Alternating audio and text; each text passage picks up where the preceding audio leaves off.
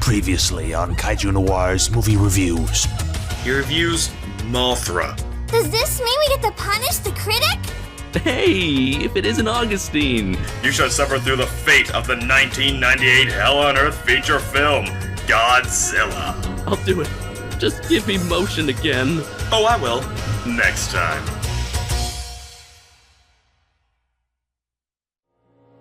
Hello, people of the internet. I am Augustine, the Crooked Man. Throughout the years, there have been numerous movies that have changed the face of cinema. Films such as Citizen Kane, The Ten Commandments, The Godfather, and the most beloved of all, Ernest Scared Stupid. However, today's subject is not one of them. This is an abomination known to men, women, and robots as one of the worst adaptations of a beloved franchise to ever hit the silver screen. This is the abomination simply titled Godzilla. Dun dun dun! Thank you, Belle. Now then, people of the internet, we put a lot of work into this, so I hope you'll enjoy it. The animation was done by yours truly, while Belle co-produced the whole thing. Belle produced like a big girl. Indeed you did, Belle. And a special thank you to our editing friend, Brayton. My name is Brayton Connor,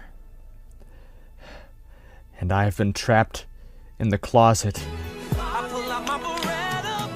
by two evil cartoon characters in the form of a feline young lady and a skeletal man in a top hat.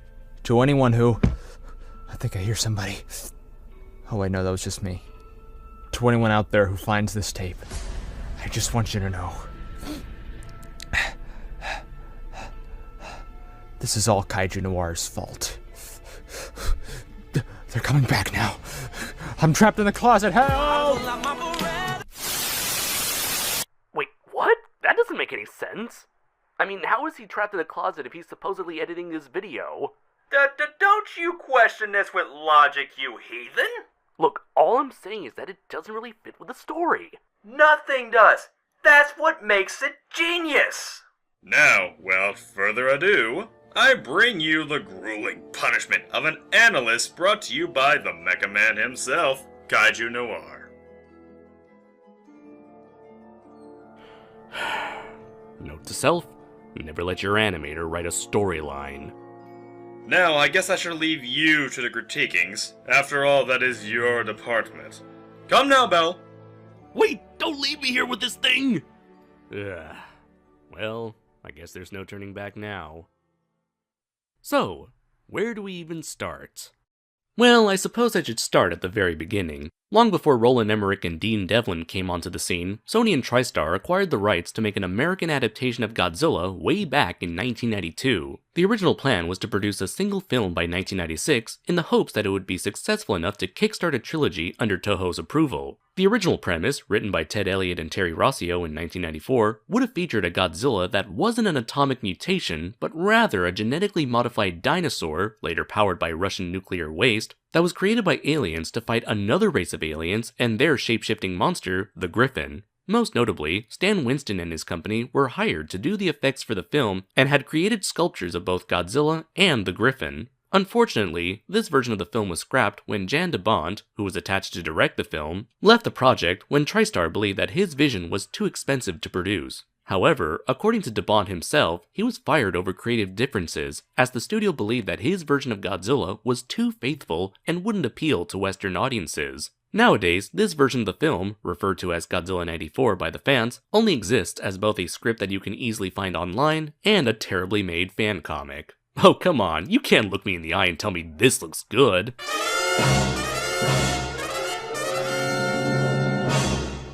This was where director Roland Emmerich and producer Dean Devlin came in. Even though they rejected TriStar's offer initially, both of them agreed to make the film on the condition that they did it their way, which meant that TriStar had to scrap everything and start from scratch. Because these two had such a low opinion of the original source material, Emmerich and Devlin wanted to completely reinvent Godzilla from the ground up and make it their own, only keeping the basic template of having an irradiated monster attacking humanity. After 2 more years of production, Godzilla 98 premiered to disappointed fans everywhere. While the film was technically a financial success, making almost 3 times its budget worldwide, it wasn't as successful as Sony wanted it to be. The film garnered an opening weekend performance that fell below expectations and had a 59% drop in attendance the next week. To make matters worse, the studio demanded 80% of the profits from theater owners, as opposed to the usual 60 to 70%, thinking that the film was going to be bigger than it actually was. On the marketing side of things, the merchandise made to promote the film, which included Trendmaster's action figures and a novelization, sold miserably.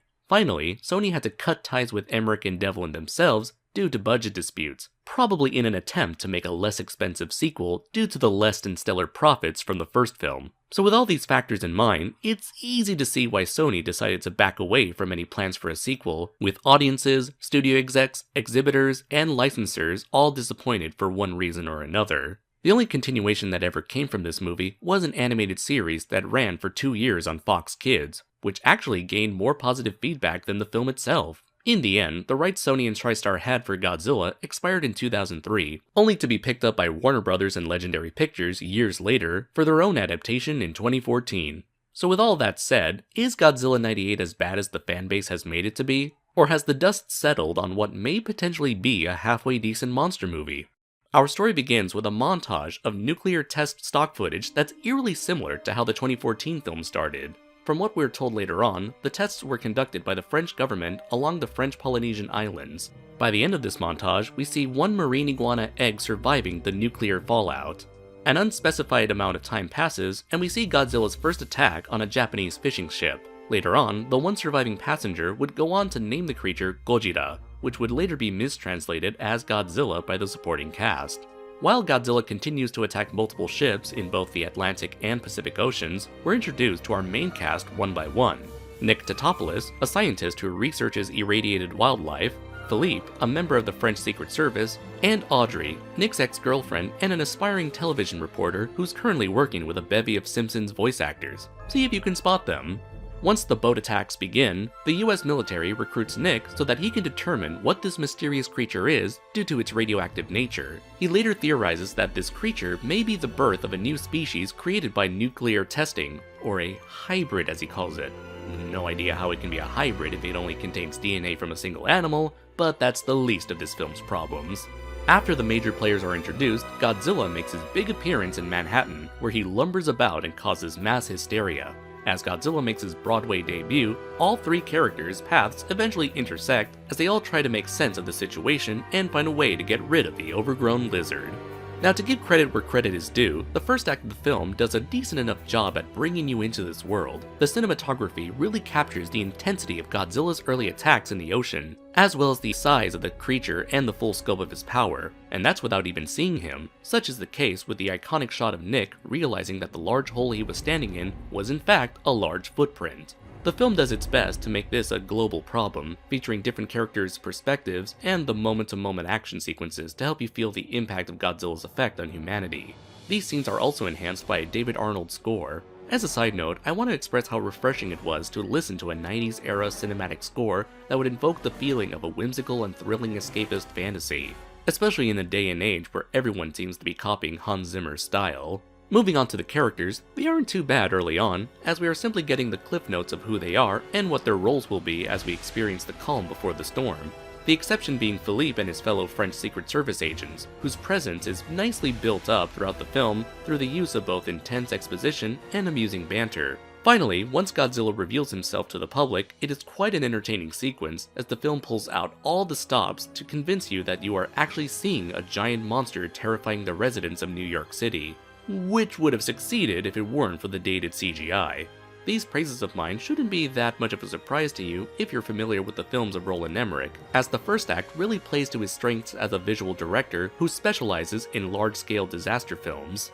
So with as much praise as I've given the first act, you could be thinking, how can any of this go wrong with such a solid start? Well, dear viewer, allow me to elaborate. Once Godzilla is done scoping out the island, we enter what my friends and I refer to as the bad part of the film. What I mean is that everything this film builds up in the first act is squandered one by one.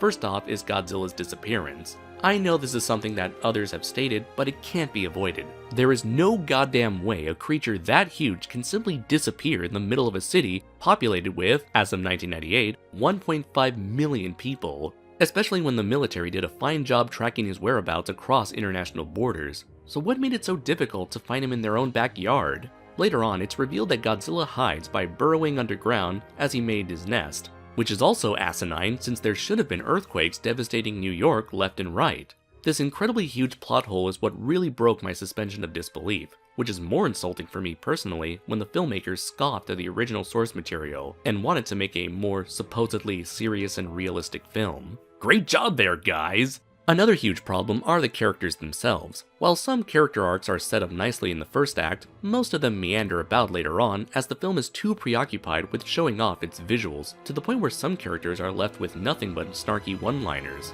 The characters that are the most screwed over are Elsie and Craven, who are first introduced as Nick's team to back him up on his research. However, they become irrelevant to the plot once Nick starts hanging around with Audrey, Philippe, and Animal. Colonel Hicks, Audrey's sleazy boss, and Mayor Ebert are fine enough bit players who do as much as they can with their limited roles through their own natural charisma and on-screen presence. Speaking of Mayor Ebert, what exactly was the point of satirizing two popular film critics who didn't like the filmmaker's previous movies if they weren't going to do anything with them outside of a couple fat jokes at Ebert's expense? What's even more bizarre is how Ebert is characterized as the dominant and more self-absorbed of the pair, while Siskel is his meek assistant, when in reality, Siskel was more of your typical film snob who disliked fantasy and sci-fi films, while Ebert was generally the easygoing one who was more willing to embrace such films. As for our romantic duo, Nick and Audrey have zero chemistry, both as a couple and as main protagonists. As much as I enjoy Matthew Broderick in films such as The Lion King and Ferris Bueller's Day Off,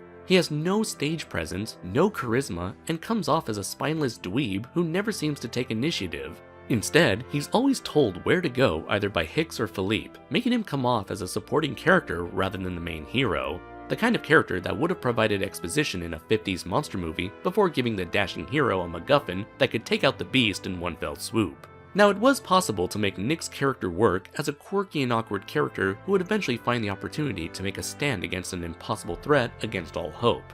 In fact, that was pretty much what they did with Jeff Goldblum's character in Independence Day.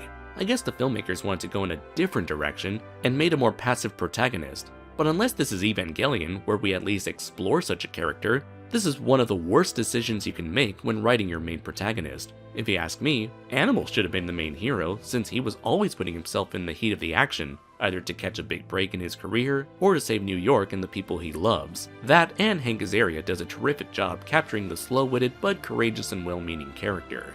Now, believe it or not, as bad as Nick is, Audrey is an even more pathetic excuse for a human being. Once again, we have a character that had potential early on, as she was built up to be a non-confrontational news station secretary with ambitions of being an anchorwoman herself. Over the course of the film, we could have seen her stand up to make something of herself against all odds, yet she does nothing but complain about the predicaments she places herself in, and like Nick, is always pushed into doing something by an outside force in order for the plot to get her to where she needed to be, such as when her best friend made an impromptu fake ID to get her closer to the action. In fact, in one of the few times where she does show initiative, she steals confidential tapes regarding Godzilla's origins from Nick's camp in an attempt to further her own career, thus jeopardizing her ex-boyfriend's standing with the military. At this point, I would trust Animal more than this whiny backstabber.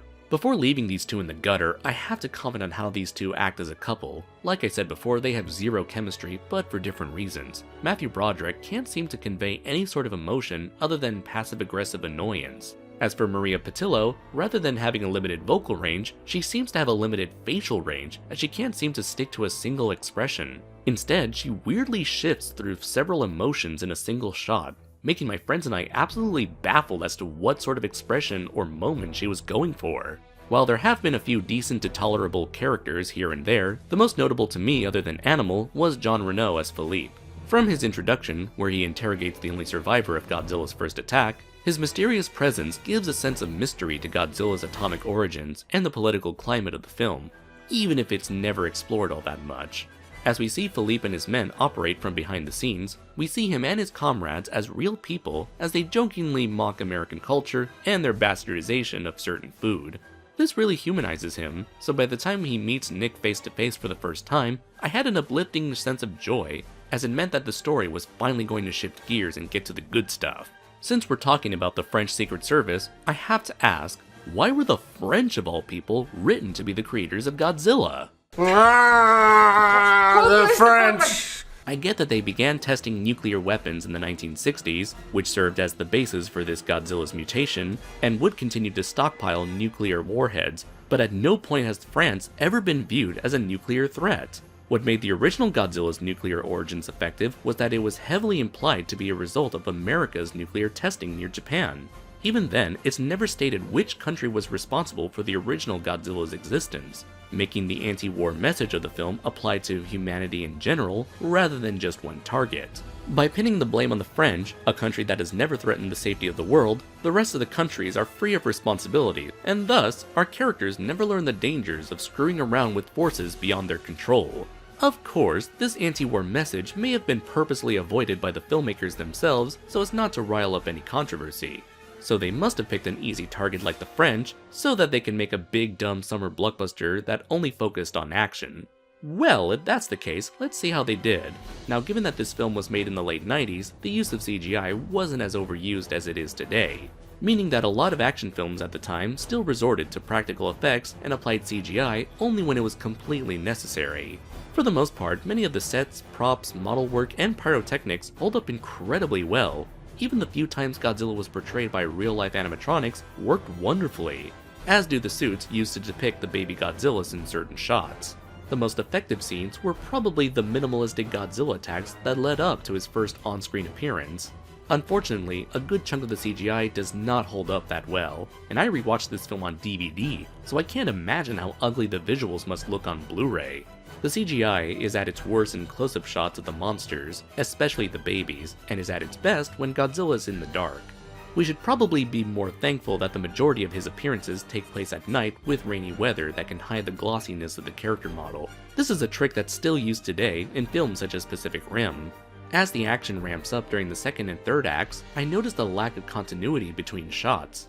Often, Godzilla would seemingly disappear and reappear at impossible angles just for the sake of setting up a cool shot of him gaining the upper hand against the military. During these sequences, he would also drastically change size.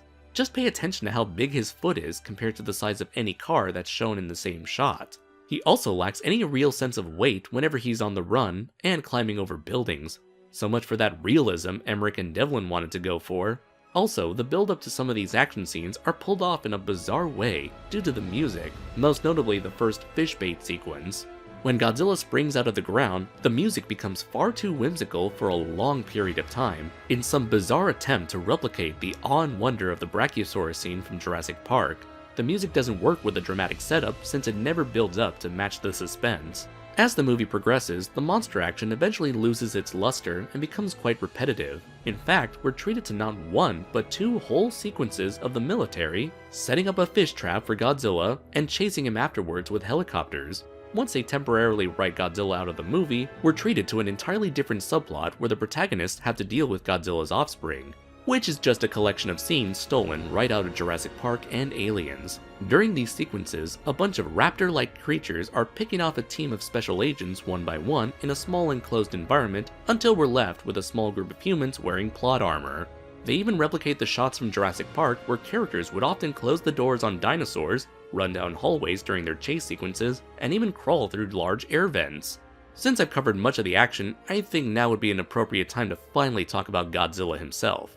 Now, to be honest, as a monster, he's not that bad. His design is a bizarre yet intriguing mishmash of a theropod dinosaur with elements of a xenomorph and iguana.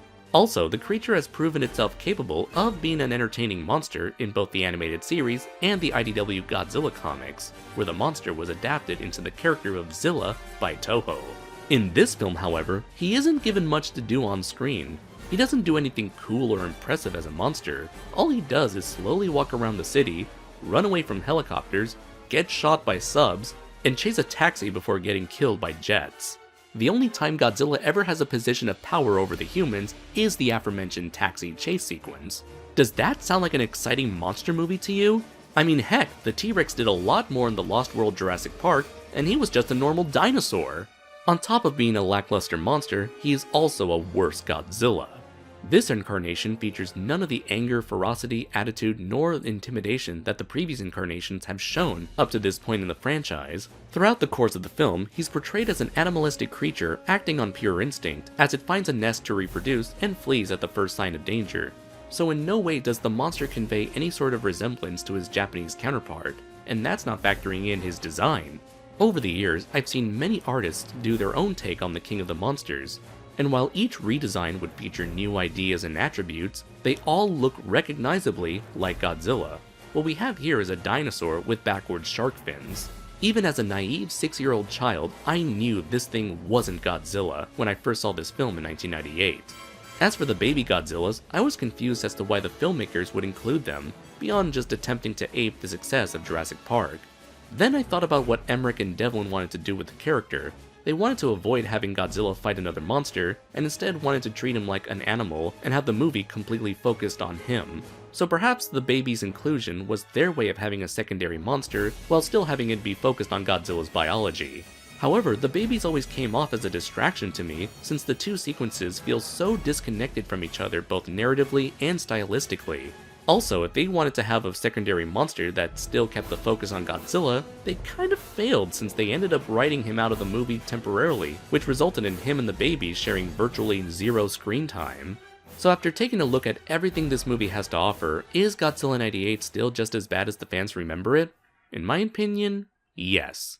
Not only does Godzilla 98 fail to deliver what people expect out of a Godzilla movie, it instead provides a lackluster B-movie experience with a higher budget. Even on those terms, the movie only provides a bare-bones experience with no meat to wet the palates of any kaiju fan. Most of the characters aren't that interesting, the ones that aren't given enough spotlight, and on top of that, the realistic direction the filmmakers were aiming towards is a complete joke. Most importantly of all, the title monster itself never does anything spectacular in a spectacle film.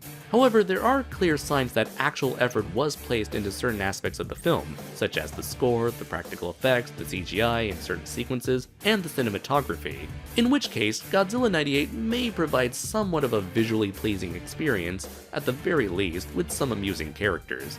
This is why I would recommend the film to only the most curious of monster movie fans, or to those who simply want to relive a bit of 90s nostalgia. I'm giving Godzilla 98 a 2 out of 5. That being said, is it one of the worst monster movies of all time? Definitely not. There are much more god-awful movies out there that manage to put far less effort into their projects, many of which you can find on the Sci-Fi Channel. So why does Godzilla 98 have the infamous reputation it has today? Simply put, it's the name. When most people go into a Godzilla film, they expect to watch a movie about a terrifyingly powerful monster that will either instill fear into the hearts of the characters, defend the planet against insurmountable odds, or lash out against the external forces that disturb him. When you choose to have your movie bear the title of one of the most internationally recognizable characters in cinema history, it casts a very wide shadow over your film, along with high expectations. So if you can't live up to the standards of what people expect out of the character, then your film will fail. And in the eyes of many, Godzilla 98 was indeed a failure, which led to Sony and TriStar canceling all future plans for their franchise. Still, it wasn't a complete loss for giant monster fans. As previously stated, the animated series that followed took the elements that worked in the movie and made an engaging show filled with everything fans wanted out of Godzilla and is still fondly remembered to this day. In the aftermath of the movie's negative reception, Toho themselves went on full damage control and ended up creating a new series of Godzilla films that resulted in a few fan favorites. One more lasting impact was that the movie showed Hollywood what not to do with the King of the Monsters, resulting in a new adaptation 16 years later that, while flawed in certain aspects, marked a significant improvement in how to bring Godzilla to the West. Even though Godzilla 98 may have left a bad mark on the franchise, it in no way ruined it. If anything, it may have unintentionally allowed the franchise to further prosper by keeping Godzilla in the public conscious. In the years leading up to the film's release, as well as the years that followed, other companies stepped in and provided movies, comics, toys, video games, and more, either to ride the movie's hype or to satisfy fans in ways the movie couldn't. So while it does deserve its reputation as a terrible adaptation, as well as a bad film in general, I can't really bring myself to hate it nowadays for those reasons. Like any mistake, as long as we acknowledge and learn from it, it'll most likely never get repeated again. Oh yeah, and the other reason I can't hate it is that since then, I've learned that it could have been a lot worse of an adaptation. Much, much worse. So until next time, everybody, take care. Huh, I guess it wasn't as bad as I thought it'd be. Wasn't as bad? You're an internet critic. You're supposed to be over-exaggerating how much you hated this movie. You're supposed to be consumed by your own rage. Why aren't you angry? Well, I've already seen films much worse than this. And besides, what's the point of focusing solely on the negative qualities of a movie? Why should I resort to whining and screaming about like a man-child? Now that I think about it, this experience has taught me something. I've learned that you shouldn't spend all your energy hating on something just for the sake of being negative, because what good does that do? Sure, being a critic requires the ability to deconstruct media, but on the other hand, shouldn't our criticisms be constructive as well? For me, reviews are crucial for artists and play an important part in the media we consume. By being able to see where they can improve their craft, artists have the chance to become stronger and wiser for their next project. Even if our words fall on deaf ears, our audiences can still learn a thing or two from the mistakes and achievements of the filmmakers, which is far more effective in the long run than getting a chuckle out of my or anyone else's misery. Don't you think? Belle can't stand Robot Man in his speech! Ugh, neither can I. On and on he goes about his little hobby. Come, Belle, let us be on our way. Hey, what about Brayton? I kinda need him to finish this review. Well, where is he now? They teach me fighting. Why's that?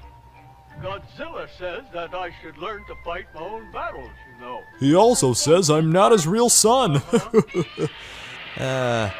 Say, Tom, is there any word from Brayton yet? He's a half hour late for our cheesy movie night. Let's go. He's not here yet, actually. I was just about to give him a call. Hang on. Huh. Well, this looks familiar. Let's see what the hell he's up to. 'Cause I'm still trapped in the closet. I'm so alone in the closet. Let me out of the closet. Belle, a moment, please. Mark my word, little critic. One day I will find a movie that will break you, even if it takes me a millennium. So says the Crooked Man. And the Crooked Cat Girl!